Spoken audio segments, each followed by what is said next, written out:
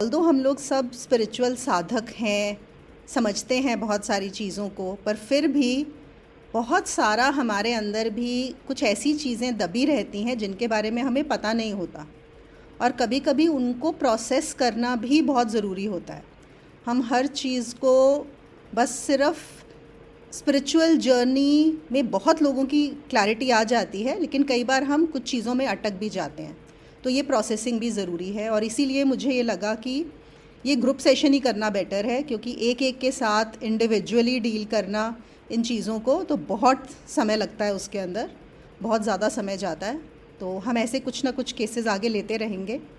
और thank you, आपने अपना ये केस शेयर किया, फिर से आई एम रियली ग्रेटफुल। और भी मेरे पास 2 और आए हुए हैं जो हम अगले सेशंस में लेंगे।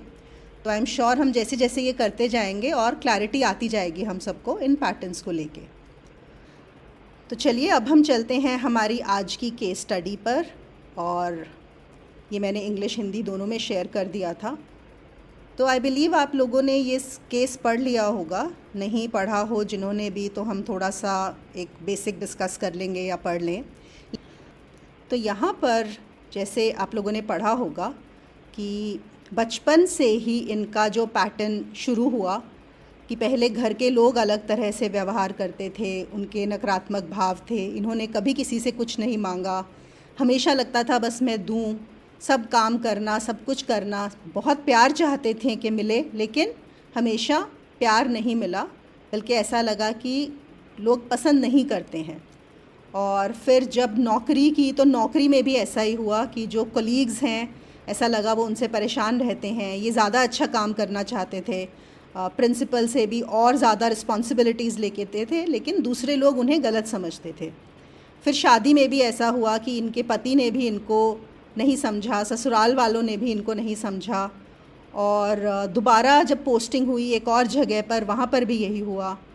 और फिर गुरु के साथ भी, ऑल्दो वो थोड़ा अलग है, लेकिन फिर भी गुरु के साथ भी उनको ऐसा लगा कि वो जैसे नाराज़ हो गए।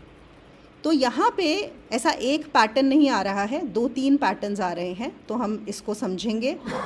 और मैं एक और, इससे पहले कि हम इसका डिस्कशन शुरू करें, देखिए हमें एक और चीज़ समझनी है कि ये जो इन्होंने लिखा है, ये इनका नज़रिया है चीज़ों को देखने का कि मेरे साथ चीज़ें ऐसे हुई।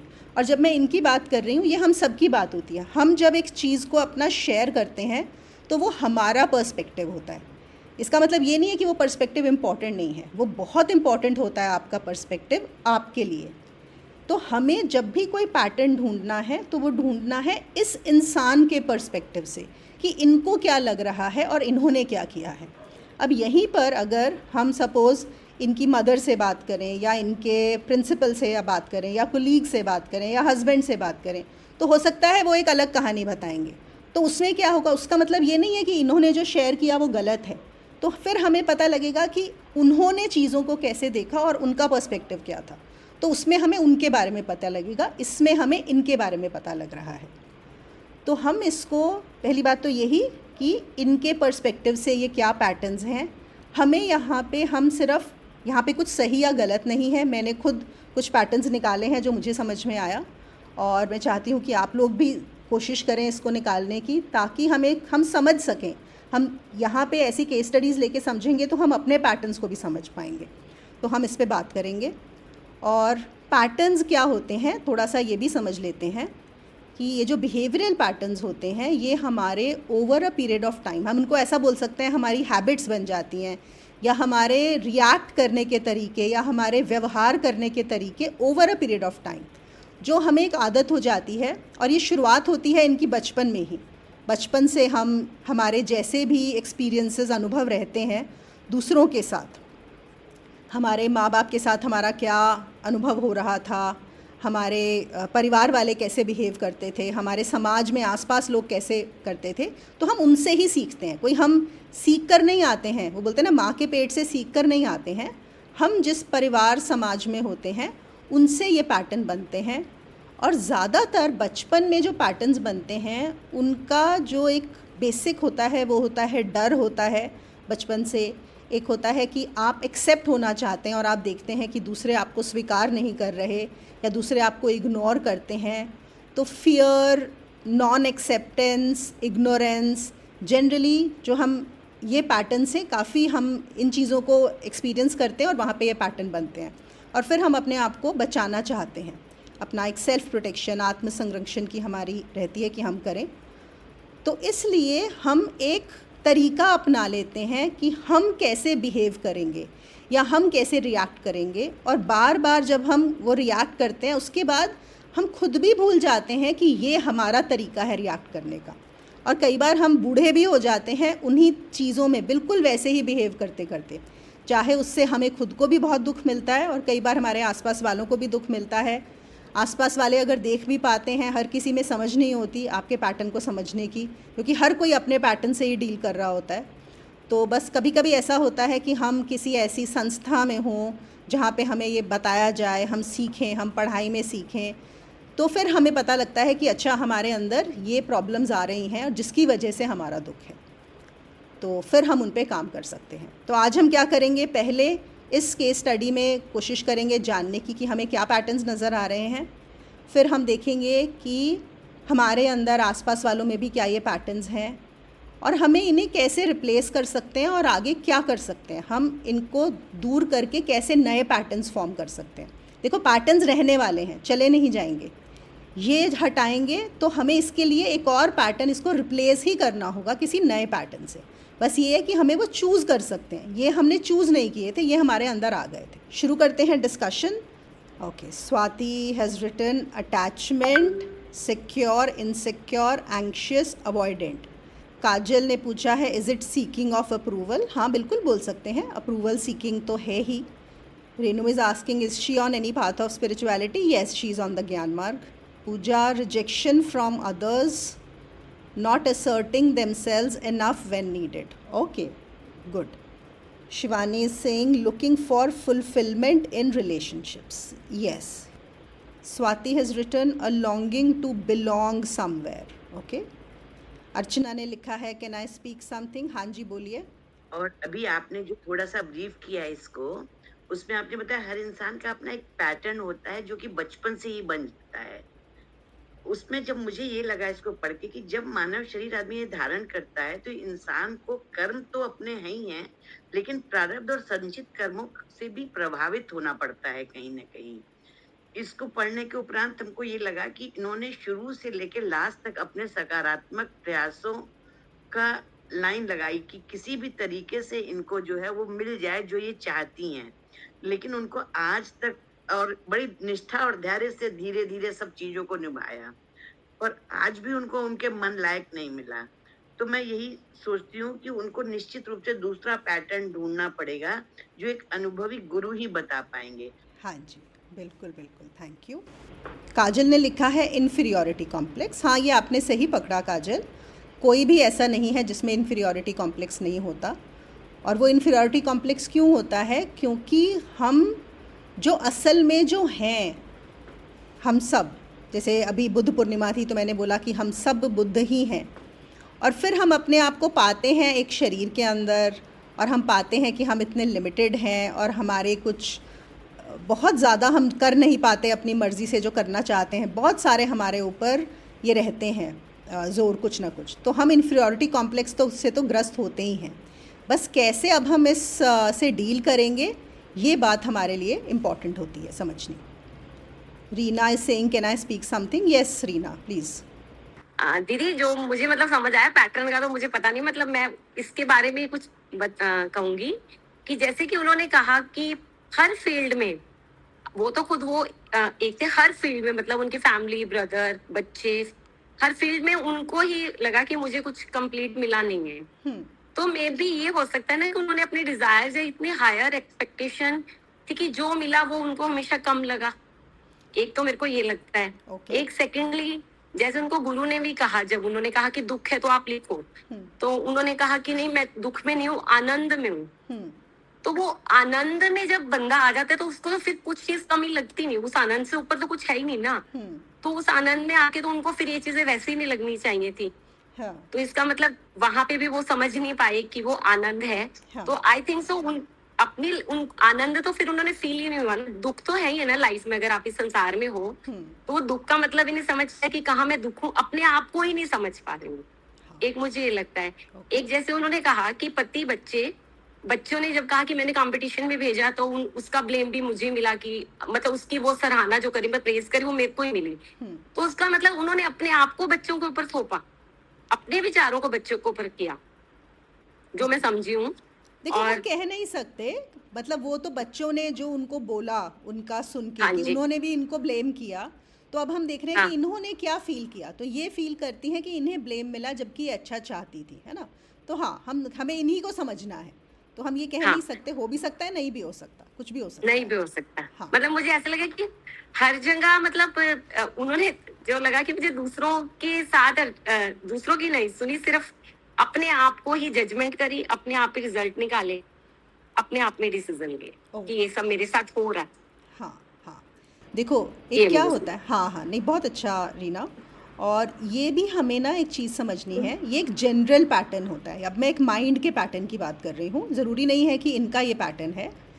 उसमें क्या होता है, हमारी लाइफ में ऐसा नहीं है कि पैटर्न सारे नेगेटिव होते हैं, हमारे साथ पॉजिटिव भी बहुत सारी चीज़ें होती हैं। अगर हम इनकी लाइफ को देखेंगे तो ऐसा तो नहीं है कि सिर्फ यही 5-6 सिचुएशंस हैं या यही बुराइयां हैं इनकी लाइफ में जो हुई, बहुत कुछ अच्छा भी हुआ है और बहुत कुछ अच्छा हुआ है। अब हम यहाँ पे बात कर रहे हैं कि कहाँ पे इनके माइंड ने नेगेटिविटी को पकड़ा और पकड़ के रखा। तो हमारे माइंड का एक पैटर्न क्या होता है कि वो जो किसी दूसरे ने जिसको, जब इसको हर्ट होता है, जब वो दुख उसको मिलता है, तो वो अपने दुख को भी एम्पलीफाई कर लेता है। शायद वो दुख इतना बड़ा होता नहीं है, मतलब वही बात है कि अगर मुझे 100 सुख मिले लेकिन मुझे एक दुख मिला है उसी से, सपोज़ इनके हस्बैंड से इन्हें 100 सुख मिले लेकिन साथ में एक दुख भी मिला, उन्होंने बोला ये तुम्हारी ही गलती है, तो शायद वो हस्बैंड की 100 बातें भूल गए, लेकिन वो एक चीज़ याद रह गई। तो हर किसी संदर्भ में हमें वो याद रह गया जो नेगेटिव है। लेकिन बहुत अच्छी बात है कि हम फिर भी वो शेयर कर रही हैं, वो ओपन है इस चीज़ में डिस्कशन करने के लिए, कि तभी हम इसको समझ पाएंगे। और ये हम सबको करना है ये चीज़, कि कहाँ कहाँ, और ये सब अगर सब लोग अपने माइंड को थोड़ा सा ध्यान देंगे ना, तो आप देखोगे कि आपकी लाइफ में बस जहाँ जहाँ जो नेगेटिव चीज़ें हुई हैं ना, वो माइंड एम्पलीफाई कर देता है हमारे साथ। जो भी नेगेटिव होता है हम पॉजिटिव भूल जाते हैं, और वो इतना एम्पलीफाई कर देता है कि कभी कभी वो राई का पहाड़ भी बना देता है। तो बिल्कुल इनकी लाइफ में भी ऐसा हो सकता है कि वही इनको 5-6-10 चीज़ें वो याद हैं जहाँ पे नेगेटिविटी हुई उनके साथ, या जहाँ पे माइंड हर्ट हो गया। लेकिन अच्छी बात ये है कि अब हम इस पे काम कर रहे हैं, अब इसको समझने की कोशिश कर रहे हैं। और एक और मैं आपको चीज़ बताती हूँ, इसी से मुझे ध्यान में आता है। पता है आपको, साइकोलॉजिस्ट्स की ये जो रिसर्च हुई है बहुत सारी, और ये पता लगा है कि कोई बड़ी बड़ी चीज़ें नहीं होती जो आपको दिख देती हैं। हम लोग सोचते हैं कि हमारी लाइफ में अगर कोई बहुत बड़ा ट्रॉमा होगा ना, सपोज़, वो हमें दुख देता है। ज़्यादातर लोगों की लाइफ में बड़े ट्रॉमाज इतने दुख नहीं देते जितनी वो छोटी छोटी चीज़ें जो आपके साथ हुई होती हैं, जहाँ पे आप हर्ट हो जाते हो, किसी ने कुछ आपको बोल दिया, जहाँ आप इमोशनली हर्ट होते हो, और जहाँ पे आप अपने आप को डाउट करना शुरू कर देते हो। सपोज़ किसी ने आपका मजाक उड़ाया, मजाक उड़ाने से तो सबसे ज़्यादा लोग जो हैं दुखी होते हैं, अगर कोई आपका मजाक उड़ा दे। और इसका सबसे अच्छा उदाहरण है कि उस मजाक उड़ाने के कारण महाभारत हो गई। आप सबको पता है ना कि द्रौपदी ने दुर्योधन को अंधे का पुत्र बोल दिया था, जिसके चक्कर में पूरी महाभारत हुई। वो एक बहुत बड़ा कारण था। तो ऐसा नहीं है कि बड़ी बड़ी चीज़ें, ये छोटी छोटी चीज़ें ही हमें ना अंदर अंदर कुरेदती रहती हैं। सोनिया ने लिखा है वैलिडेशन। हाँ जी, वैलिडेशन तो चाहिए दूसरों का। पूजा ने लिखा है overthinking, being pessimistic in all the situations. Okay, overthinking में बी, pessimistic in all situations I will not say. वो अभी क्योंकि उनको बोला है कि आप वही चीज़ें लिख के दो जहाँ पे नेगेटिविटी हुई है, तो हमें ऐसा लग रहा है कि शायद वो सब सिचुएशन को लेके पेसिमिस्टिक हैं, पर ऐसा नहीं है। ये एक स्पेसिफिक केस में हमने नेगेटिव चीज़ें ही उठाई हैं। सीमा ने लिखा है wants approval and validation from others. Agreed, everybody is saying. Kajal is saying lacking of let it go.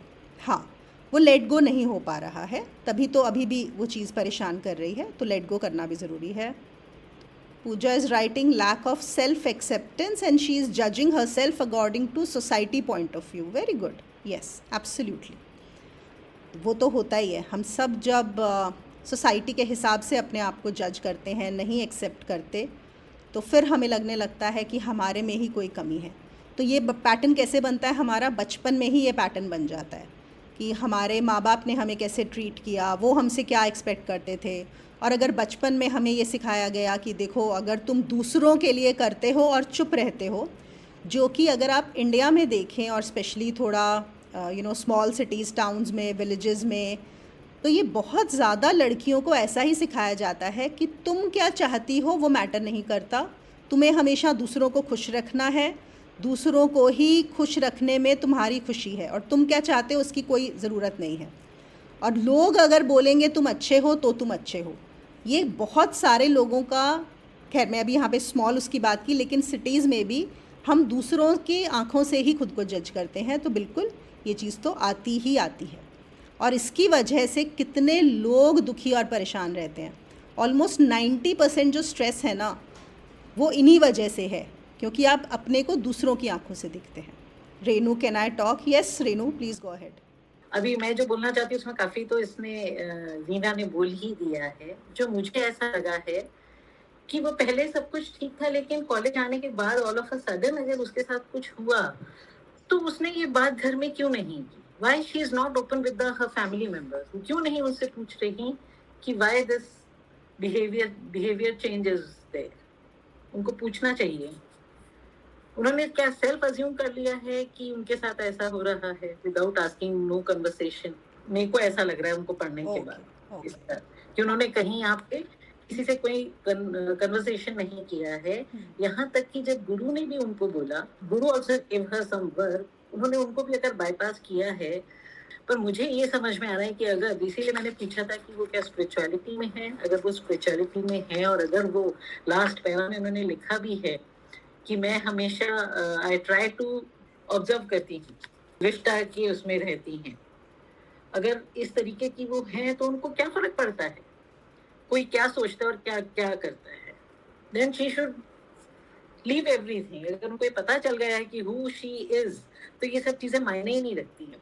कुछ भी नहीं, तो इसका मतलब या तो वो विटनेस के स्टेट में नहीं है, वो अभी भी अपने आप को आइडेंटिफाई कर रही है अपने आप से।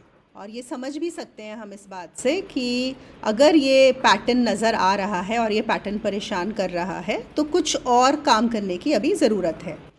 और दूसरी चीज़ जो आपने बोला कि उन्होंने बात नहीं की अपनी फैमिली से या पूछा नहीं, ये तो नहीं मालूम, क्योंकि उन्होंने बताया नहीं है कि उन्होंने किसी से बात किया नहीं किया। तो कई बार ऐसा हो जाता है, यू डोंट फील कंफर्टेबल, या फिर अगर बात की है दूसरों ने क्या बोला तो वो भी हमें नहीं पता।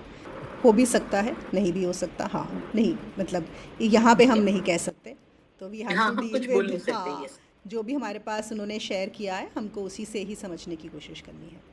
आलम ने लिखा है, दूसरे के विचारों की वजह से खुद को कम आंकना या दूसरों के नज़रिए से स्वयं को सही या गलत समझना, आत्ममूल्यांकन करना चाहिए, यदि कुछ कमी है तो उसे दूर करना चाहिए।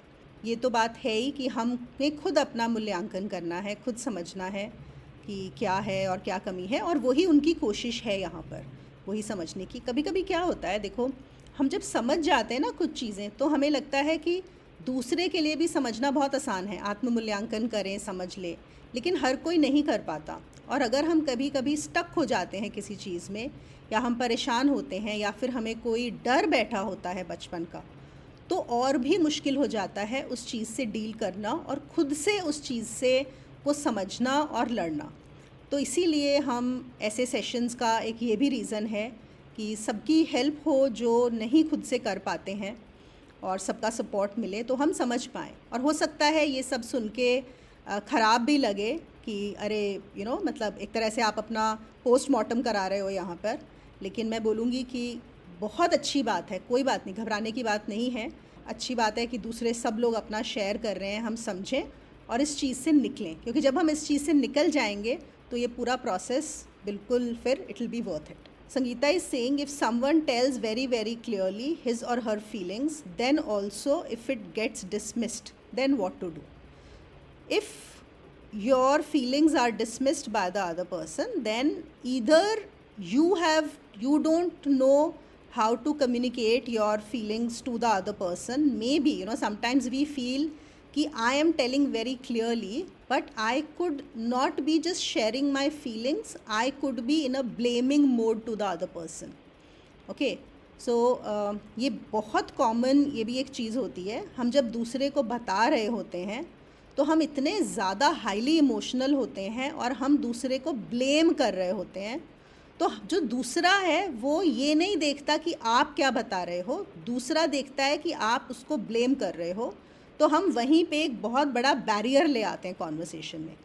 और जनरली ये बड़ा कॉमन चीज़ है संगीता, जो होती है स्पेशली दो लोगों में, चाहे वो पेरेंट्स और बच्चों के बीच में हो, चाहे भाई बहन के साथ हो, हस्बैंड वाइफ के साथ हो, कोलीग और एम्प्लॉयर हो, मतलब एक एम्प्लॉई और एम्प्लॉयर हो. ये बहुत कॉमन है. जहाँ पे भी हम एक ब्लेमिंग मोड में आ जाते हैं ना दूसरे को, तो दूसरा कभी भी उसको समझ ही नहीं पाता. वो आप क्या देखेगा, वो आप जो बोल रहे हो वो सुनेगा ही नहीं. तो एक तो ये रीज़न हो सकता है that you may feel that you are telling very clearly, but you may actually be implicating the other person and the other person will not listen. That is one. Second thing is कि अगर चलो आप implicate नहीं कर रहे हो, blame नहीं कर रहे हो, आप ऑब्जेक्टिवली अपनी चीज़ें शेयर कर रहे हो, और तो भी अगर दूसरा एक बार, दो बार, तीन बार अगर नहीं समझता है, तो आपको समझ जाना है कि आपका और उसका वो नहीं समझ सकता आपको, और वो ऐसा ही है. तो इसलिए कोई पॉइंट नहीं है यहाँ पे और ज़्यादा आर्ग्यू करने का या कोशिश करने का. फिर डिपेंड करेगा कि वो पर्सन आपकी लाइफ में कितना इम्पॉर्टेंट है. अगर इम्पॉर्टेंट है तो आप उस चीज़ से एडजस्ट करोगे और रहोगे, या फिर आप छोड़ दोगे. तो यही 2-3 ऑप्शंस होते हैं, और कुछ नहीं होता. पर यहाँ पे समझना ये ज़रूरी है कि जब हम सोचते हैं हम बहुत क्लियर हैं शेयर करने में, हम सच में सिर्फ फैक्ट्स शेयर कर रहे हैं या हम बहुत ज़्यादा इमोशन भी शेयर कर रहे हैं वहाँ पे. तो अच्छा है, आप लोगों ने बहुत अच्छा एनालिसिस किया है. बहुत सारे जो पॉइंट्स यहाँ पर उठाए हैं, दे आर क्वाइट वैलिड. तो एक ऑब्वियसली अभी मैं जो यहाँ पे यूज़ करने वाली हूँ जो टर्म्स, वो बहुत साइकोलॉजिकल टर्म्स हैं और आप लोगों ने सुनी होंगी. तो हमारा जो सबसे पहले जो एक पैटर्न आता है, जो इनकी इसमें दिखाई देता है, ओके, जो मैंने निकाला उसमें से, वो है पीपल प्लीजिंग पैटर्न. ये बहुत कॉमन पैटर्न होता है. अगर आप देखोगे ज़्यादातर लोगों में होता है, ऑलमोस्ट सब में, और बचपन से ही ये शुरू होता है. और देखो इसका रीज़न वही है कि बचपन में क्या होता है, जब हम छोटे हैं, हमें अपने माँ से दूध चाहिए, खाना चाहिए, या अपने फादर पे जब डिपेंडेंट होते हैं, और हम उनके अभाव से, जो एक छोटा बच्चा होता है वो बाकी चीज़ें नहीं समझ सकता, बोलता नहीं है, लेकिन वो बहुत सेंसिटिव होता है. उसको पता लगता है कि माँ कब खुश है, कब दुखी हो रही है, कब दूध देगी, कब खाना नहीं देगी. तो हम ये सीख जाते हैं कि अगर वो खुश होगी तो वो हमारे लिए ज़्यादा ध्यान रखेगी. और ये तो होता ही है कि हर छोटा बच्चा भी ये करता है कि पेरेंट्स खुश होंगे, या घर में बड़े बहन भाई हैं या और फैमिली के लोग हैं. तो ये हमारा सबसे पहला पैटर्न होता है कि हम दूसरों को खुश करना चाहते हैं. और मैं आपको बता रही हूँ, ऑलमोस्ट सब लोग ये जाता नहीं है. बस यहाँ पे लोग बदलते रहते हैं. आप पहले अपने पेरेंट्स को खुश रखना चाहते थे, फिर आप अपने फ्रेंड्स को खुश रखना चाहते हो, फिर आप अपने कोलीग्स को खुश रखना चाहते हो, फिर आप अपने स्पाउस को खुश रखना चाहते हो, अपने बच्चों को रखना चाहते हो. बस ये चीज़ें बदलती रहती हैं. तो हम पीपल प्लीजिंग में क्या होता है, पीपल प्लीजिंग पैटर्न में, कि हम ये सोचते हैं कि हम अगर दूसरों को खुश हो जाएंगे, और कैसे खुश होंगे, अगर हम अपना काम बहुत ईमानदारी से करेंगे, हमारे अपने रिस्पॉन्सिबिलिटीज़ निभाएंगे, और एक त्याग का भी बहुत है, अगर हम सैक्रिफाइस करेंगे. और ये बहुत बार फैमिलीज़ में सैक्रिफाइस वाली चीज़ सिखाई भी जाती है कि देखो उसने कितना छोड़ दिया, देखो वो तो चुप रहती है, इतना सब करने के बाद वो तो बिल्कुल गऊ है. ये आप लोगों ने सुना होगा, अरे वो उनकी बहू आई है, बिल्कुल गऊ है, उनकी बेटी तो बिल्कुल गऊ है. जब आप ऐसी ऐसी चीज़ें सुनते हो, बार बार आपके दिमाग में ये फीड की जाती हैं, तो आप ऐसा सोच लेते हो कि हाँ, मुझे भी कुछ बोलना नहीं है यहाँ पे, और मुझे बस सुनना है, और शायद इनको पता है. एक और चीज़ होती है, एक बड़ी फेमस बुक भी है विच आई वुड रिकमेंड कि आप लोग पढ़ें, I am okay you are okay. उसमें क्या होता है, 4 चीज़ें होती हैं. एक होता है I am okay you are okay, मतलब मैं सही हूँ, आप भी सही हो, जो होता है बेस्ट पैटर्न. लेकिन लोग किस में होते हैं, 2 में होते हैं. या तो होता है I am okay you are not okay, मैं सही हूँ तुम गलत हो, ये एक अलग पैटर्न होता है. और एक होता है I am not okay, you are okay. तो ये जो पीपल प्लीजिंग पैटर्न है ना, वो होता है I am not okay and you are okay. मैं सही नहीं हूँ, तुम सही हो, तुमको पता है, और अगर तुम मुझे प्रेम नहीं दे रहे तो पक्का मुझ में गलती है, तो मुझे और मेहनत करनी है, मुझे और कोशिश करनी है तुम्हारा प्रेम पाने के लिए।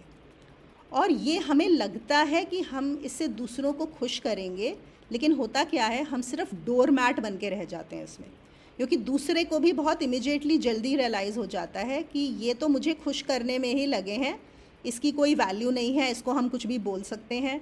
और जो सामने वाला बंदा है जिसको आप खुश करना चाह रहे हो, वो कौन सा समझदार वाइज पर्सन है? ऐसा नहीं होता। उसके अपने पैटर्न्स हैं, उसकी अपनी नीड्स हैं, डिमांड्स हैं, और हर किसी को एक थोड़ा पावर भी यूज़ करनी होती है दूसरों के ऊपर। तो जहाँ दूसरे को लगेगा कि आप तैयार हो उसके अंडर आने के लिए, वो आपके ऊपर अपना पावर जमाएगा। आपने देखा बहुत सारे लोग ऐसे आपको मिलेंगे, जब कोई वीक मिलेगा तो वहाँ पे बड़े स्ट्रांग हो जाएंगे, उनको ऐसा दिखाएंगे कि अरे वो तो कुछ है ही नहीं, डांटेंगे, अपने आप को शो करेंगे। और अगर कोई स्ट्रांग उनको मिल जाएगा, वहाँ पे भीगी बिल्ली बन जाते हैं, मतलब बिल्कुल आप उनका अलग अलग देखेंगे। तो ऐसे जो लोग होते हैं, और बहुत होते हैं ऐसे लोग, वो उनको तो बहुत आसान है अगर पीपल प्लीजिंग वाले मिल गए। और इसका जो प्रभाव है कुछ हमेशा बहुत अच्छा नहीं होता। मैं इसके बारे में ना, तो जो पीपल प्लीज़र होता है उसको क्या लगता है कि मुझे हमेशा दूसरों की ज़रूरतों को अपने से आगे रखना है, मेरी ज़रूरतों की इम्पोर्टेंस नहीं है, दूसरों की ज़रूरत इम्पोर्टेंस है। और फिर उसको ये बुरा भी लगता है जब वो अपनी ज़रूरतों को पीछे रखता है, लेकिन दूसरे लोग उसको नहीं पहचानते, दूसरे लोग उस पर ध्यान नहीं देते कि उन्होंने उनके लिए क्या क्या किया।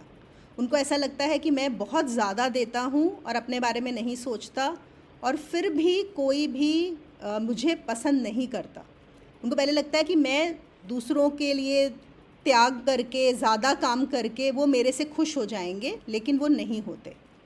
और एक उनको लगता है कि अपनी फीलिंग्स एक्सप्रेस करना बहुत सेल्फिश होता है, अपनी फीलिंग्स और अपनी नीड्स बताना ऐसे लोगों के लिए, क्योंकि कहीं ना कहीं वही जो मैंने बोला, जो सोसाइटी ने हमारे अंदर भरा होता है, तो हमें ऐसा लगता है कि अगर मैं बताऊं मुझे क्या पसंद है या क्या पसंद नहीं है, तो मैं बहुत सेल्फिश हो रहा हूँ। ये चीज़, ये जो विचार होते हैं ना, ये जो थॉट्स होती हैं, इसकी वजह से वो पीपल प्लीजिंग पैटर्न जाता नहीं है, और इंसान अपने आप को बार बार हर्ट करता ही रहता है। और इससे क्या होता है, इवेंचुअली आप खुद भी, आप भी रिजेंट करने लगते हो, दूसरों को भी, खुद को भी, और दूसरे भी आपको रिजेंट करते हैं। देखो, कोई भी पसंद नहीं करता कि ऐसा इंसान जो आप बहुत ज़्यादा आपको खुश करना चाहे, तो आप उसको रिस्पेक्ट नहीं कर सकते हो। ठीक है, तो सबसे पहला ये समझना बहुत बहुत ज़रूरी है, पीपल प्लीजिंग पैटर्न एक आ रहा है। और जो दूसरा पैटर्न इसके साथ बड़ा क्लियरली आ रहा है, वो है नॉट ड्राइंग द बाउंड्रीज़। हमें अपनी एक सीमाएं बनानी होती हैं। तो हम क्या कर रहे हैं यहाँ पे, लैक ऑफ बाउंड्रीज़ है। ये भी बहुत कॉमन है, और ये भी आप लोग सुनते रहते होंगे, मैं हर उसमें बताती रहती हूँ कि हमें पता होना चाहिए हमें क्या चाहिए, हमें पता होना चाहिए हमारी बाउंड्रीज़ कहाँ पे हैं, हमें कहाँ पे लाइन ड्रॉ करनी है। तो यहाँ पे मुझे पता होना चाहिए मुझे अपनी फैमिली को कितना देना है, चाहे वो कितने भी आपके बच्चे हैं, या आपके स्पाउस हैं, या आपके पेरेंट्स हैं, या आपके भाई बहन हैं। आप जब तक अपनी बाउंड्री ड्रॉ नहीं करोगे, दूसरों को नहीं पता आपकी बाउंड्री किधर है। एक चीज़ क्या होती है, हम सोचते हैं कि ये दूसरा मेरे साथ बार बार ऐसा क्यों करता है, वो क्यों ऐसा कर रहा है। अरे वो हम चाहते हैं कि वो हमारे साथ ऐसा ना करे। ये होता है कि नहीं होता? ये मैं इतना सुनती हूँ कि दूसरा ऐसे बिहेव ना करे। अरे हमारा कोई वश नहीं है दूसरे के ऊपर, वो कैसा बिहेव करेगा। लेकिन हाँ, आपने अगर जहाँ पे लक्ष्मण रेखा खींच दी कि इसके आगे मैं आपको अलाउ नहीं करूँगा, तो उसको पता पड़ेगा कि मुझे ये लाइन क्रॉस नहीं करनी है। आपने वो लाइन ड्रॉ करी है कि नहीं? दूसरे को सपना थोड़ी आएगा कि आपकी लाइन कहाँ पे ड्रॉ हुई हुई है। और ये चीज़ हमें नहीं सीखने को मिलती, ये भी मैंने देखा है। मैंने भी बहुत लेट सीखा है ये ज़िंदगी में, और वो भी मतलब ऑब्वियसली मैं ऐसी फील्ड में थी, वहाँ जाके ये समझ में आया कि ये चीज़ें भी बहुत ज़रूरी होती हैं। वी हैव टू नो कि हम ये अलाउ ही नहीं करते। और हाँ, अगर आपने कभी बाउंड्रीज़ ड्रॉ नहीं करी हैं और लोग आपसे जब आप कुछ ऐसी बाउंड्रीज़ ड्रॉ करोगे, क्या लोग परेशान होंगे? बिल्कुल होंगे, क्योंकि आप सडनली आपका बिहेवियर बदल रहा है तो उनको ऐसा लगेगा कि अरे ये क्या हुआ इसको, ये तो बड़ी एरोगेंट हो गई है या अपने आप को क्या समझने लगी है या क्या है। It's okay, no problem, you have to stay with it. वैसे भी आप उनका सह ही रहे हो ना, तो अपनी बाउंड्रीज ड्रॉ करो। थोड़ा टाइम लगेगा लेकिन फिर से लोग समझ जाते हैं। यहाँ पे जो एक पूजा ने भी लिखा था ना, that she was not assertive enough. Assertiveness क्या होती है? असर्टिवनेस यही होती है कि I stand up for my needs and rights. मुझे क्या चाहिए, क्या नहीं चाहिए, क्या मैं एक्सेप्ट कर रहा हूँ, क्या नहीं कर रहा, मुझे पता होना चाहिए। तो ये बहुत सबको ये चीज़ सीखनी ज़रूरी है। क्या आपके लिए एक्सेप्टेबल है, क्या एक्सेप्टेबल बिल्कुल नहीं है। कुछ चीज़ें हैं आप कुछ लोगों की बर्दाश्त कर लेते हो, ऐसा भी होता है कि चलो ठीक है, ये मेरा बहुत अच्छा दोस्त है, मैं इसका ये बर्दाश्त कर लूँगा, या ये मैं अपने अपने पति का कर लूँगा या अपने बच्चे का कर लूँगा, बस इनका और किसी का नहीं। और ये कुछ चीज़ें हैं जो मैं इनका भी बर्दाश्त नहीं करूँगा, उनको भी ये अलाउड नहीं है, जो सिर्फ मेरा है। इससे और आप देखोगे दूसरे आपको ज़्यादा वैल्यू करते हैं जब वो देखते हैं कि आप कॉन्फिडेंट हो, आप अपने को वैल्यू करते हो। जैसा आप अपने आप को ट्रीट करते हो, दूसरे भी वैसे ही आपको ट्रीट करेंगे। अगर आप अपने आप को डोरमैट बना के रखोगे तो दूसरे भी आपको डोरमैट बना के रखेंगे। अब मैं यहाँ पे बता रही हूँ कि इन्होंने जो भी शेयर किया है यहाँ पर, उसके हिसाब से जो पैटर्न्स मुझे समझ में आए मैं उसका आप लोग के साथ शेयर कर रही हूँ कि पीपल प्लीजिंग पैटर्न, और इन्होंने अपनी बाउंड्रीज़ नहीं बनाई। यहाँ पे हम एज्यूम कर रहे हैं कि इनको जो चीज़ें बुरी लगी, अगर इन्होंने ये किया होता तो अभी तक तो नहीं किया है, लेकिन अब इस चीज़ को कर लेना है, अपनी बाउंड्रीज़ ड्रॉ करनी है। इवन बच्चों के साथ, बच्चों को बुरा लग रहा है, अगर वो आप माँ को कुछ बोल रहे हैं तो आपको उसको सुनना नहीं है, आपको नाराज़ होके या ये करके कि फिर आप उनको ही मनाने में लगे हैं, वो गुस्सा हो रहे हैं, आपसे बात नहीं कर रहे हैं और आप ही मना रहे हैं। आप उल्टा हो जाइए, आप नाराज़ हो जाइए कि तुम कैसे मुझसे ये बात कर सकते हो। और बिल्कुल बिल्कुल उनको जो बोलते हैं ना, इम्पोर्टेंस मत दो, आप बात ही मत करो, इग्नोर करो, आप जो उनके लिए करते हो करना बंद कर दो। फिर उनको लगेगा कि तब वो पूछेंगे आपसे कि क्या हुआ, आप ऐसा बिहेव क्यों कर रहे हो। जैसे हम बोल रहे थे ना, एक कभी रेनू ने बोला कि क्या उन्होंने कभी जाके उनसे पूछा, एक तो वो बात है, यहाँ पे वो ही आपसे आके पूछेंगे कि क्या हुआ है। तो दो पैटर्न्स तो ये हुए। और एक तीसरा पैटर्न जो भी आप काफ़ी लोगों ने समझ लिया है, पकड़ लिया है यहाँ पर, वो है ये जो गुरु के साथ हुआ। और ये बड़ा कॉमन होता है जो इनके साथ हुआ, और स्पेशली ये ज्ञान मार्ग पे ज़्यादा ही होता है। ओके, वो कैसा होता है, इस पैटर्न का नाम जो मैंने वो रखा है वो है स्पिरिचुअल बाईपासिंग। स्पिरिचुअल बाईपासिंग क्या होता है? ये क्या होता है कि हमें कोई चीज़ अगर बुद्धि से समझ में आ गई है और हमें लगता है कि अरे हाँ, और ज्ञान मार्ग में हम क्या सुन लेते हैं कि हाँ मैं तो अनुभव करता हूँ, मैं तो साक्षी हूँ और ये सब माया है, ये सब माया है। तो बस एक बार वो चीज़ बहुत सुकून देती है, इसमें कोई शक नहीं है, वो बहुत सुकून देता है, ये जो एहसास है जानना, और ये सत्य भी है। लेकिन वो जब तक वो सत्य आपके जीवन में पूरी तरह से उतर नहीं जाता, तब तक उस सत्य पे हमें मतलब उसमें रहना पड़ता है, उस पर काम करना पड़ता है। और ऐसा नहीं है कि जब गुरु ने बोला इनको कि आप शुद्धिकरण कीजिए और उन्होंने बोला कि मैं आनंद में हूँ, तो ऐसा नहीं है कि ये झूठ बोल रही थी या ये गलत बोल रही थी। उनको इस समय ज़रूर लगा होगा कि हाँ मैं आनंद में ही हूँ, क्योंकि उस समय हमने बहुत सारी स्टोरीज़ में भी ऐसे बात की है ना कि जैसे हम कुछ बहुत अच्छा खाना खा के उठे हैं तो हमें लगता है कि हाँ अभी तो पेट भरा हुआ है, इस टाइम पेट एकदम भरा हुआ है ना, तो अभी मुझे खाने को कुछ नहीं चाहिए। लेकिन 4 घंटे बाद भूख लग जाती है, फिर से भूख लग जाती है। तो गुरु तो जानते हैं, गुरु ने देख लिया कि अब यहाँ पे शुद्धिकरण की ज़रूरत है, पर उनको नहीं पता कि शुद्धिकरण की ज़रूरत है, और उनको लगा कि हाँ अब तो आनंद में हूँ, अब तो कोई दुख है ही नहीं, तो अब क्या करना। तो ठीक है। और देखिए सब गुरुओं के पास टाइम भी नहीं होता इतना, उनके पास बहुत सारे शिष्य होते हैं कि अब वो आपको बैठ के समझाएं कि नहीं तुम्हारे अंदर अशुद्धि है। जिसके पास टाइम है थोड़ा बहुत अगर लगाएगा वही बताएगा। अगर आपको वैसा टाइम मिल रहा है, ऐसा गुरु मिल रहा है, सो बी थैंकफुल, नहीं तो ऐसा किसी के पास टाइम नहीं है। उन्होंने जो ज्ञान देना था, सबसे इम्पॉर्टेंट चीज़ थी, उन्होंने आपको वो ज्ञान दे दिया, उनकी बात ख़त्म हो गई। अब अगर आप नहीं समझ पा रहे हैं कि मुझे अभी शुद्धि की ज़रूरत है, तो फिर कोई बात नहीं, आप देखो जब आपको पता पड़ेगा। तो वो गुरु का काम नहीं है, अगर देखा जाए तो आपके साथ इतना समय बिताना गुरु का बिल्कुल ये काम नहीं है। ये स्पिरिचुअल बाईपासिंग में क्या है कि वही हमने हमारा जो वो दुख है उसको एक सोच के आगे दबा दिया एक तरह से, अनजाने में हमें लगता है कि हाँ हाँ ये तो बेकार है, ये तो कुछ होता ही नहीं है। और हमारा जो मन होता है ना, ये बहुत गेम्स खेलता है। हमारा मन इमिजिएटली चाहता है कि हमें बस ये सुख मिल गया, ये बात पता पड़ गई, बस अब तो ख़त्म। देखो कितने लोग आप देखो लॉटरी टिकट खरीदते हैं। क्यों खरीदते हैं लॉटरी टिकट? कि बस कुछ करना ना पड़े और फटाफट हमें करोड़ों रुपए की लॉटरी लग जाए, जैकपॉट लग जाए और हम रातों रात अमीर हो जाएं। कोई ऐसा होगा जिसकी ऐसी इच्छा नहीं होगी? कितने लोग हैं जो बोलते हैं मैं ना मेहनत करना चाहता हूँ, रोज़ धीरे धीरे करके पैसा कमाऊँगा। बहुत कम, सबको होता है जल्दी, बस कुछ तुक्का लग जाए, बस कुछ हो जाए।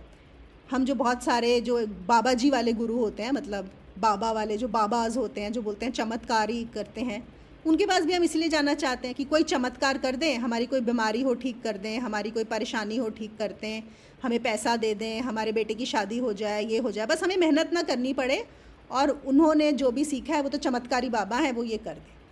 तो यहाँ पर भी जो मन है वो एक चमत्कार ही लगता है उसको, जब ज्ञान में वो सुनता है कि ये सारा संसार माया है, सब कुछ माया है, सब कुछ झूठ है और बस मैं ही सत्य हूँ और मैं आनंद में हूँ। तो उसको ऐसा लगता है, उसको ऐसा ही लगता है कि मेरी लॉटरी लग गई, ये तो बात ख़त्म हो गई यहाँ पे सब।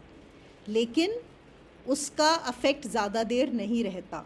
वो आपको फिर रियलाइज़ होता है कि नहीं, अच्छा माया है लेकिन सब कुछ दुख भी हो रहा है, परेशानी भी हो रही है। अरे भूख भी तो लगती है क्या? जब भूख लगती है तो बोल देते हैं क्या कि माया है?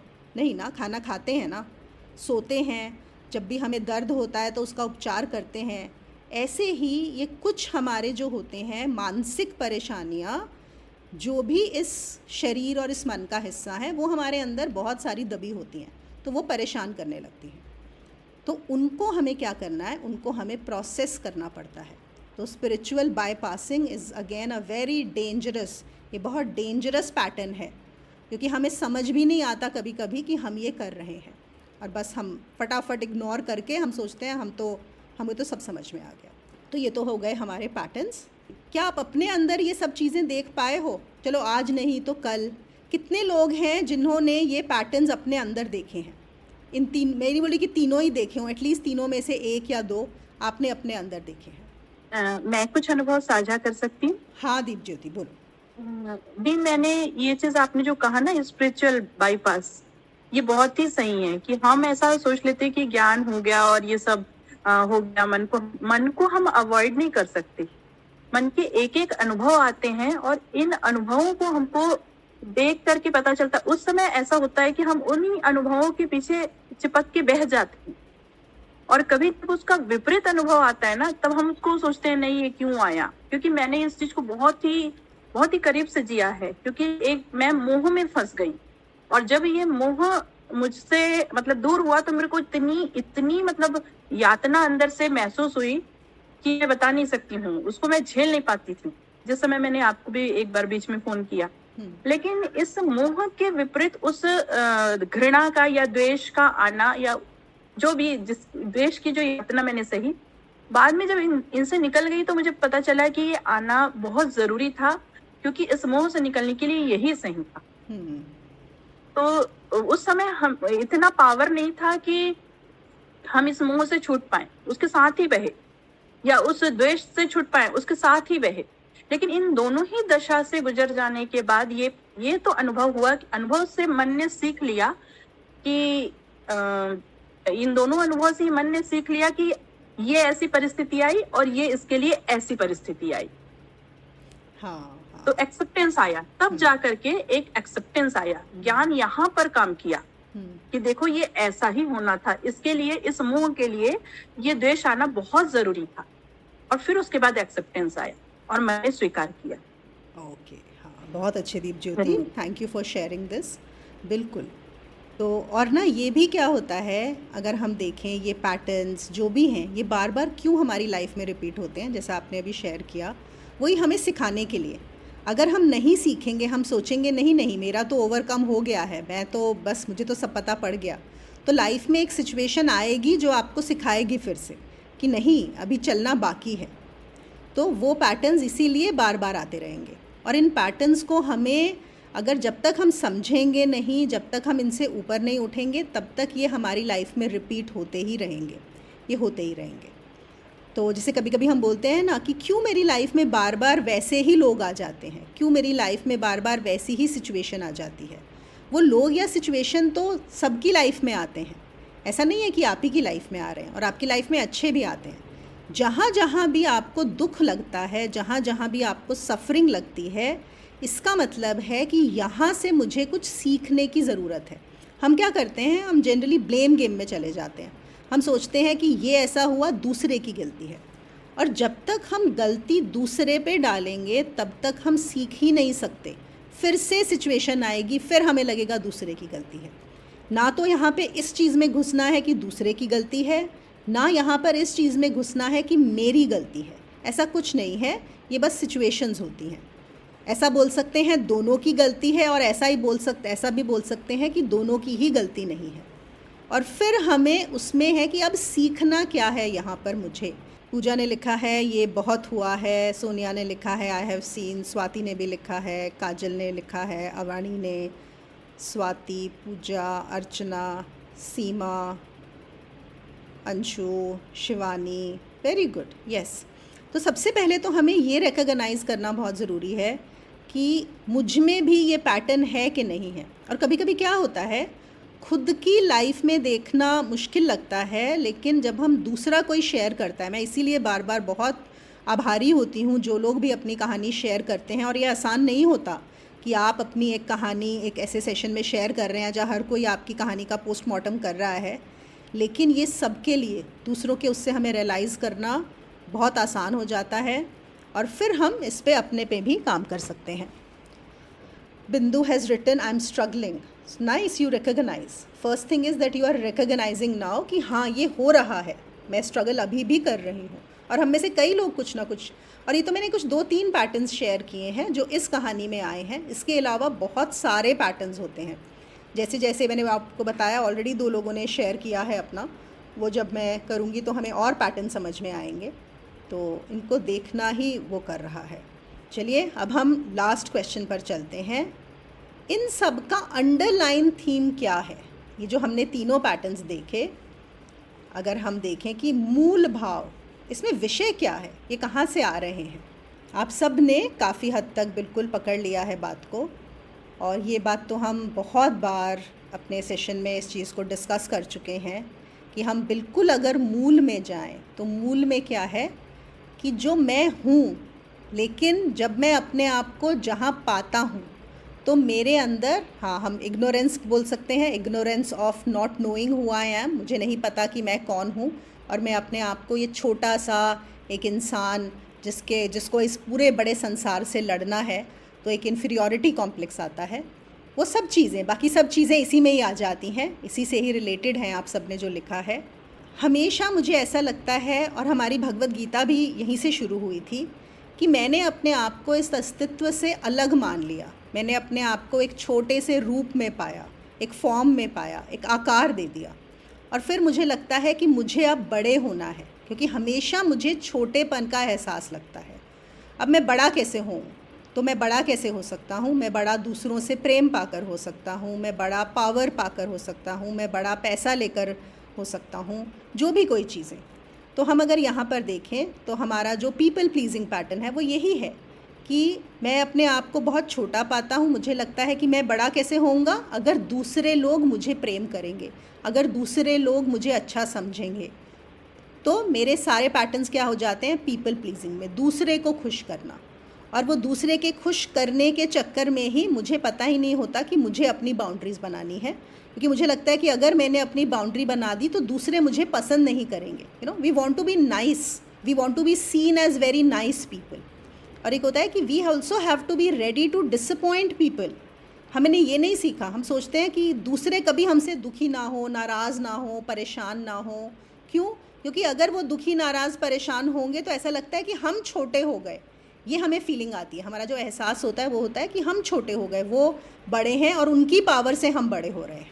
और जो स्पिरिचुअल बाईपासिंग भी अगर हम बात कर रहे हैं वो भी वहीं से आता है, जो मैंने अभी पहले एक्सप्लेन किया था कि जो मन है वो इमिजिएटली चाहता है अरे वाह मुझे सब कुछ मिल जाए और बस अब मैं छोटा नहीं रहा।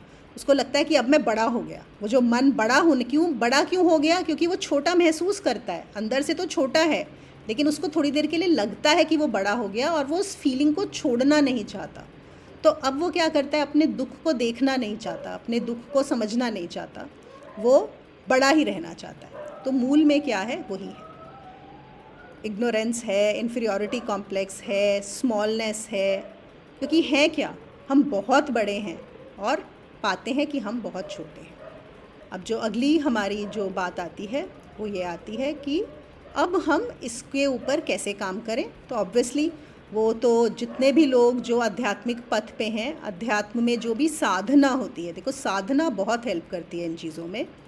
अब मैं यहाँ पे फिर से जैसे क्रिया योग की बात करूँगी। जब आप क्रिया योग करते हो या जो भी कोई योग का मार्ग हम कर रहे हैं, उससे क्या होता है कि हमारा जो ये चीज़ें भी क्यों आ रही हैं, क्यों हम इन पैटर्न्स में फंसे हुए हैं, कि हमारी बुद्धि अभी विकसित नहीं हुई है, हमारी बुद्धि छोटी ही है। बुद्धि छोटी होने का मतलब क्या है? अभी हमारी बुद्धि का एक्सपोजर नहीं हुआ है, हमें बहुत कम चीज़ें पता हैं अपने बारे में भी और इस संसार के बारे में भी। और इतना कम पता है कि हम इसलिए अपने आप को छोटा ही मान के रखते हैं। तो एक साधना क्या करती है कि आपकी जो सांस जब आप लेते हैं तो आपके जो ब्रेन के सेल्स जो बंद पड़े हैं, जब वो खुलने लगते हैं, जब आपके माइंड का एक्सपोजर, आपके ब्रेन का एक्सपोजर बड़ा होना शुरू होता है, तब आपको कुछ और समझ में आने लगता है। तब आपको समझ में आने लगता है कि आप कौन हो, तब आपको समझ में आने लगता है कि ये संसार क्या है। जैसे जैसे आपकी बुद्धि बढ़ती जाती है तो वैसे वैसे आपका ये जो छोटापन है अपने अंदर वो समाप्त होने लगता है। तो ये साधना अपने आप करती है। अगर हम सिर्फ सुन के, या सिर्फ एक ज्ञान मार्ग की बात नहीं है, भक्ति में भी कभी कभी होता है कि हाँ बस हमें तो अपने भगवान में विश्वास है, मुझे तो कृष्ण में विश्वास है, बस वो देखेंगे और बाकी सब ठीक है, चलेगा जो चल रहा है। लेकिन अगर कुछ भी ऐसा हो जाता है जो मेरी पसंद का नहीं है तो फिर हम नीचे आ जाते हैं, फिर घबरा जाते हैं। क्यों? जब कृष्ण पे विश्वास कर लिया है, अगर कृष्ण ही सब कुछ कर रहे हैं, तो फिर अगर जिसको हम बोलते हैं कि बुरा हुआ वो भी तो कृष्ण का ही कराया हुआ है ना, तो सरेंडर कहाँ है? ऐसा ही होता है कि जब तक अच्छा चल रहा है तब तक कृष्ण देख रहे हैं, और जब कुछ खराब हुआ तो कृष्ण ने मेरे साथ ये यहाँ पर क्या कर दिया। तो इसीलिए सबसे पहले जो स्पिरिचुअल साधक हैं, साधना, फिर इन चीज़ों को समझना। जहाँ जहाँ आपको लगता है कि हमें दुख हुआ है, दूसरों ने हमें हर्ट किया है, क्योंकि हम पहले ये नहीं करते कि मैंने दूसरों को हर्ट किया, हमारी शुरुआत वहीं से होती है कि दूसरे ने ऐसा मेरे साथ किया और मेरे साथ ये हुआ। उनको लिखो, उनको लिखोगे जैसे इन्होंने यहाँ पर लिख के दिया है, फिर आपको अपने पैटर्न समझ में आएंगे। फिर जब वो पैटर्न समझ में आने लगे, फिर जब अगली सिचुएशन आएगी, अब इनके साथ भी ऐसा तो नहीं है सिचुएशंस ख़त्म हो गई हैं, अभी भी वो जॉब कर रही हैं, फैमिली में हैं, सब लोग हैं, आनी ही आनी है। तो जब अगली सिचुएशन आए तो आपको सचेत रहना है वहाँ पे। तब आपको पता होना चाहिए कि अब मुझे यहाँ पे जैसे मैं पहले बिहेव करती थी, जो मैं पहले सोचती थी वो नहीं करना। मुझे पता होना चाहिए मेरी बाउंड्रीज़ क्या हैं, मुझे सिर्फ दूसरों को खुश करने के लिए ये चीज़ें नहीं करनी हैं। तो फिर आपको उसकी प्रैक्टिस करनी पड़ती है। तो यही जो प्रैक्टिस होता है ये टाइम लेता है। लेकिन हाँ, अगर आप 2-3 बार भी, ये मैं आपको अपने अनुभव से बता रही हूँ, अगर आप 2-3 बार भी ऐसी सिचुएशन से डील कर पाओगे अलग तरीके से, पुराने तरीके से नहीं, तो आप देखोगे आप में बहुत कॉन्फिडेंस आ जाता है आगे उससे डील करने के लिए। It becomes really better. कभी कभी हम डरते भी हैं कुछ लोगों से कि हमारी लाइफ में जो पीपल जिनको हम खुश करना चाहते थे, और जब हम छोटे थे अगर उन्होंने हमारे साथ अलग तरह से बिहेव किया तो हमें लगेगा कि तब हम डर गए होंगे, तो हमारे अंदर डर भी बैठ जाता है उनका। वो डर भी कैसे जाएगा? जब मैं समझ जाऊंगा कि हाँ तब मैं छोटा था, मुझे बुद्धि नहीं थी, अकल नहीं थी, अब मुझे पता है ये क्या है। तो समझना बहुत ज़रूरी है। और फिर हमारी बहुत सारी थेरेपीज़ रहती हैं जो हम खुद भी कर सकते हैं। मतलब एक जो होता है ना, जैसे इनर चाइल्ड, अगर आप उसमें जाएंगे कि तब आप बहुत छोटे रहे होंगे, सपोज़ लेटर से आप 10 साल के थे, आपकी मदर ने आपको कुछ बोला और आप उस समय बहुत डर गए और आप बहुत हर्ट हो गए, और आप अभी भी डरते हो, आप अभी भी उनको खुश करने की कोशिश करते हो, तो वापस उस मोमेंट में जाओ, वापस से अपने माइंड में इमेजिन करो कि आप वही 10 साल के हो, अपनी मदर, और वो सब आपको बोल रही हैं, और वहाँ पे आप घबराओ नहीं। अगर आप अपने माइंड में उसको रीडू कर लेंगे उसी सिचुएशन को, ये थेरेपीज़ होती हैं, तो फिर आपका वो डर निकल जाएगा वहाँ से। ये एक तरीका है। दूसरा तरीका होता है कि अब जो सिचुएशंस आएंगी वहाँ पे आप पहले से ही सोच के रखो कि जब ये सिचुएशन आएगी, कोई मुझे ऐसा बोलेगा, कहेगा, तो मुझे कैसे बिहेव करना है। इन चीज़ों से धीरे धीरे हमें काम करना पड़ता है। फिर लिखना, जर्नलिंग बहुत हेल्प करता है सभी के लिए। आई एम श्योर इन्होंने जो ये लिखा है इनको बहुत मदद मिलेगी आगे इस पर काम करने में। तो आप लोग भी अपना लिखिए। और हम जो सोचते रहते हैं ना, मैं आपको एक और चीज़ बताती हूँ। जैसे हम अगर बैठे हैं खाली, वैसे तो आजकल कोई खाली बैठता ही नहीं है, फ़ोन पे ही लगा रहता है, पर अगर आप थोड़ी देर अपना फ़ोन रख के थोड़ी देर बैठेंगे तो आप देखोगे विचार चलने शुरू हो जाएंगे। कुछ ना कुछ विचार आता रहेगा माइंड में। आप क्या करो, उनको लिखना शुरू कर दो कि क्या विचार आ रहे हैं। आप अगर 1 घंटा भी अपने विचारों को लिखोगे ना, तो आपको पता लगेगा कि आपका मन क्या क्या सोच रहा है। वहाँ से भी आपको पैटर्न समझ में आएंगे कि देखो ये क्या चल रहा है यहाँ पे। और कोई छोटा रास्ता नहीं है, there is no shortcut, please remember this. कोई शॉर्टकट है ही नहीं। हम हर चीज़ में शॉर्टकट चाहते हैं, वहीं पे गलती हो जाती है। अपनी साधना करो, ये सब चीज़ों पे काम करो, तो विल वर्क ऑन इट। किसी का कोई सवाल हो, कोई कुछ शेयर करना चाहता है बिफोर वी क्लोज? माधुरी का क्वेश्चन आया है, up to what extent we should tolerate to avoid the conflict. ये आप पे डिपेंड करेगा माधुरी, कि आपको टॉलरेट करना है, अवॉइड करना है, या आपको लड़ना है। ये हर एक, इसका कोई एक परफेक्ट आंसर है ही नहीं। और मैं आपको बता देती हूँ, हम टॉलरेट वहाँ तक करते हैं, 2 स्थानों में हम लोग टॉलरेट करते हैं। या तो हम टॉलरेट इसलिए करते हैं क्योंकि हमें और कुछ करना ही नहीं आता, हमें लड़ना नहीं आता, हमें कॉन्फिडेंस नहीं होता अपने ऊपर कि हम इस स्थिति में खड़े हो सकते हैं और हम उल्टा जवाब दे सकते हैं। तो इसलिए हमारे सबसे आसान लगता है कि आप चुप रहो, टॉलरेट करो। और कभी कभी हम उसको अपना गुण भी समझ लेते हैं कि अरे मैं तो बहुत चुप रहता हूँ, मैं तो किसी को कुछ कहता नहीं हूँ। लेकिन वो जो टॉलरेशन होता है वो सिर्फ ये दिखा रहा है, दर्शा रहा है कि मेरे में अंदर कॉन्फिडेंस है ही नहीं। ठीक है, तो ये देखना होता है। दूसरा जो टॉलरेशन होता है वो ये होता है कि हाँ मेरे अंदर कॉन्फिडेंस है, जो बहुत कम लोगों में ये रहता है कि हाँ मेरे अंदर कॉन्फिडेंस है, मैं इससे डील कर सकता हूँ।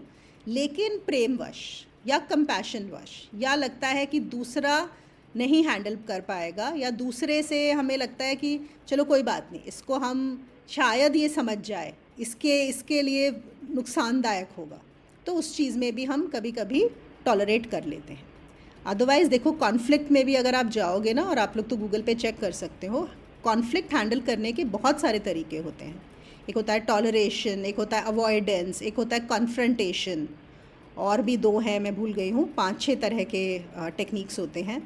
और आपको देखना होता है सिचुएशन के हिसाब से और अपने सामर्थ्य के अनुसार कि हमें ये कैसे हैंडल करना है। और अगर वो जो टॉलरेशन है, फिर से बात आ गई, आपको दुख देने वाला है, तो बिल्कुल टॉलरेट मत। अगर आप टॉलरेट करके ये सोचने लगे कि देखो मैं चुप रही, अब तो ये समझ जाए, अब तो ये मुझे वैल्यू करे, तो बिल्कुल उस चक्कर में कभी भी टॉलरेट मत करना, ये सोच के कि दूसरा आपको वैल्यू करेगा क्योंकि आप बहुत टॉलरेट कर रहे थे। आपकी बाउंड्रीज ड्रॉ करना बहुत बहुत ज़रूरी है। आपके सवाल में फिर से वो चीज़ आ रही है कि जो इनके उसमें भी है कि हम बाउंड्रीज ड्रॉ नहीं कर रहे, तभी हम टॉलरेट की बात। और हमें क्यों अच्छा, एक और चीज़ जो है ना, हम जो सोचते हैं कि we need to avoid conflicts, I am with you on this. मतलब जितना हो सके हमें अवॉइड करना भी चाहिए, लेकिन हमें डरना भी क्यों है? अगर कॉन्फ्लिक्ट होगा तो होगा ना, लड़ाई होगी तो होगी, करनी पड़ती है। अभी इंडिया पाकिस्तान नहीं लड़ रहे हैं, अब देखो हुआ ना लड़ाई, कितना टॉलरेट करेंगे? टॉलरेशन की भी एक लिमिट होती है ना। और हर केस में वही होता है, एक ही रूल अप्लाई करता है सभी के लिए। तो सिचुएशन वाइज हमें देखना